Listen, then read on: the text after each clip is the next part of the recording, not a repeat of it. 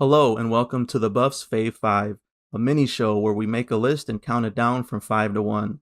This week we're ranking the top 5 films of writer-director Christopher Nolan, one of our favorites here at the Buffs. I'm your host Cisco from Misfit Minded. You can find me on Facebook, Instagram, YouTube, and TikTok at misfit_minded and at my website at misfitminded.com. If you'd like a complete list, that's where you would go to find a ranking of all 12 of Christopher Nolan's films. But for right now, we're going with his top 5. So without further ado, let's jump right in. Coming in at number 5, we have The Prestige. This has been one of my favorite Christopher Nolan movies for a long time, hence why it's in my top 5.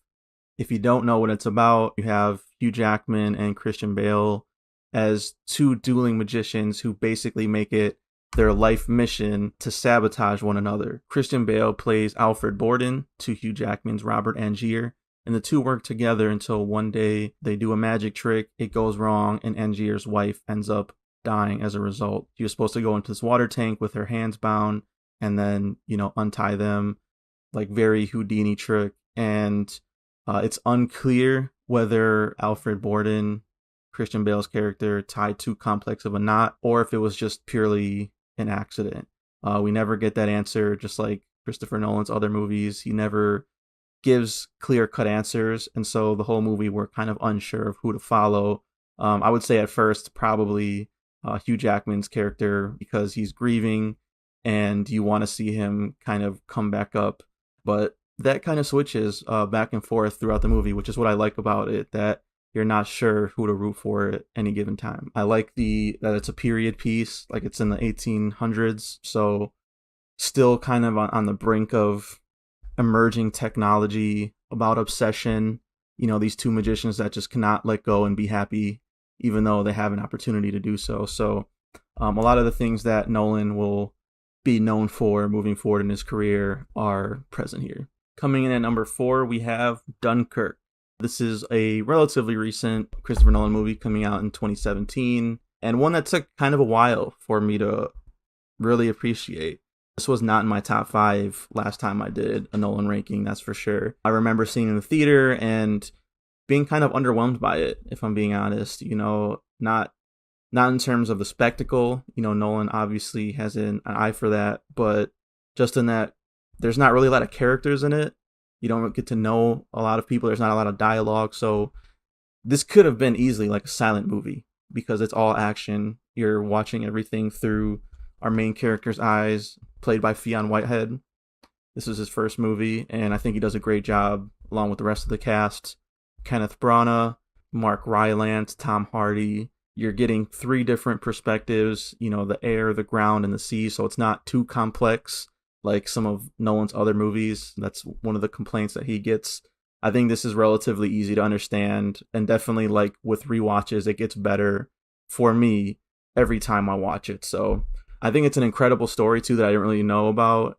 It's rare to see a British World War II story. You don't get to see a lot of those, especially here in America. So I like that. And I like how it's not a battle movie. You're not seeing war scenes. You're seeing, bombings and stuff like that.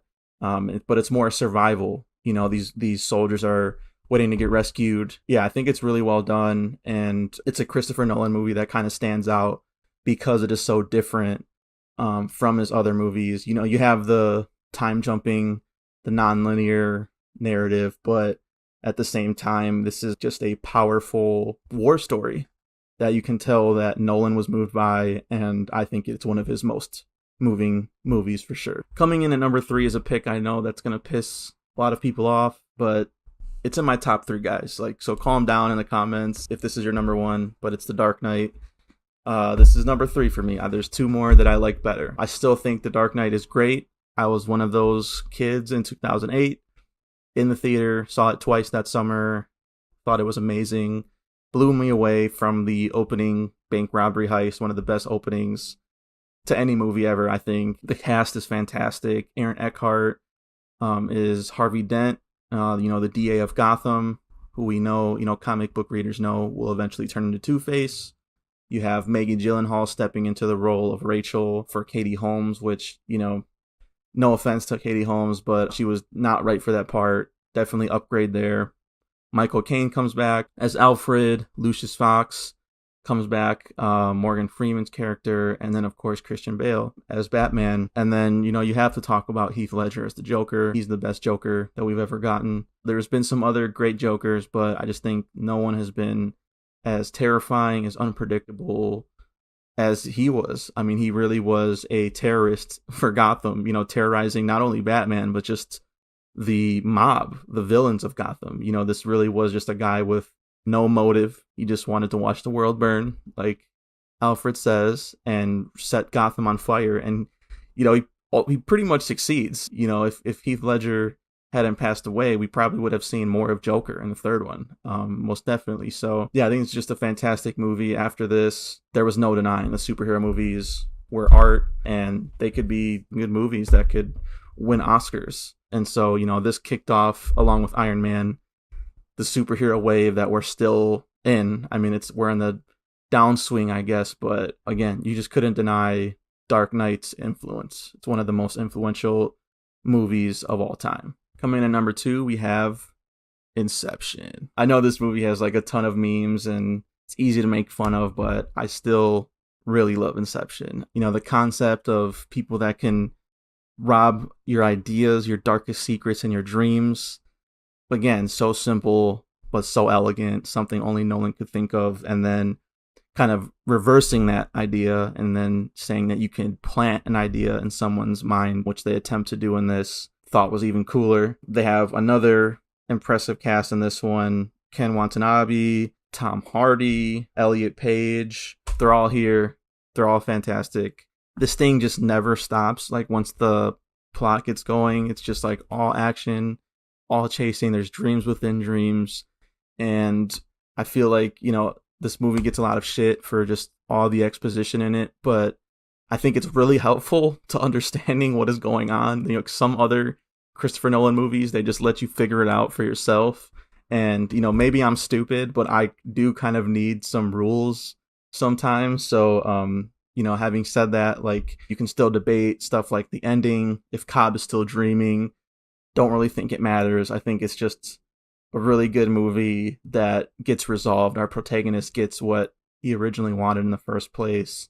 Whether you think it's real or not doesn't really fucking matter. And the action is cool as hell. You got the winter compound scene straight out of a James Bond movie.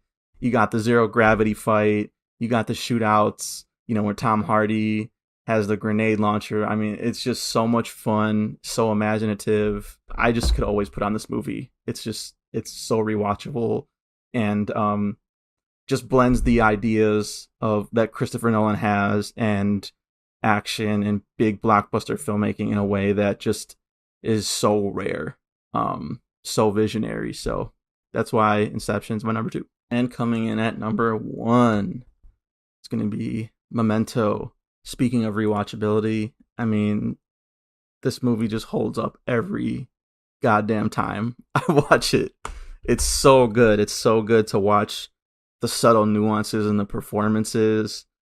Guy Pearce as Leonard, as this amnesiac who has memory loss. He can't make new memories, so he always has to write things down. Again, another great concept for a movie. And then to have this narrative go backwards.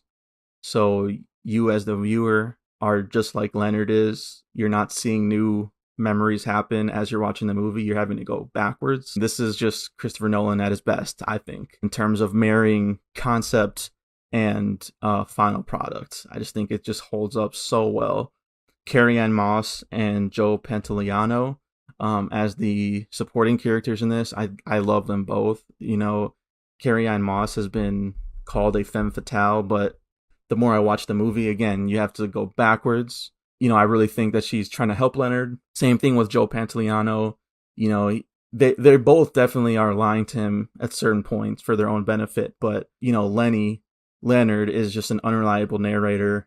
And you see all these things during the movie that Leonard is doing that, is he lying? Is he lying to himself? Is he lying to us? I don't know. Like, again, you have to kind of decide to yourself what goes on in this movie. And that's what I love about it. This is what broke through, like, Christopher Nolan to the mainstream. It's, a low budget independent movie, but the idea is just so brilliant. He's done things that are like this, in the movies he would make afterwards. But I just think like the way that he made this movie and conceived of it, it still to this day is my favorite Nolan, just because this was such a revolutionary movie, pushing the medium forward, which Nolan always tries to do. What can we do with film that we can't do with other types of art? And Memento is one of those movies that I can always point to and be like, there is no other movie like this, and it's a one of one, and it's my number one. All right, guys, that's my list, and I'm sticking to it. Follow me on the show at We Stay Buff on Instagram. Subscribe to the podcast on Spotify and Apple Podcasts. Follow me on Facebook, Instagram, YouTube, and TikTok at misfit_minded, and at my website at misfitminded.com. Like I said, I have the full list on there if you'd like to see the bottom 6 movies and where they rank for me. Definitely recommend you go there and check that out. So thank you for watching, and thanks for listening to the Buffs. Fav Five. Stay buff.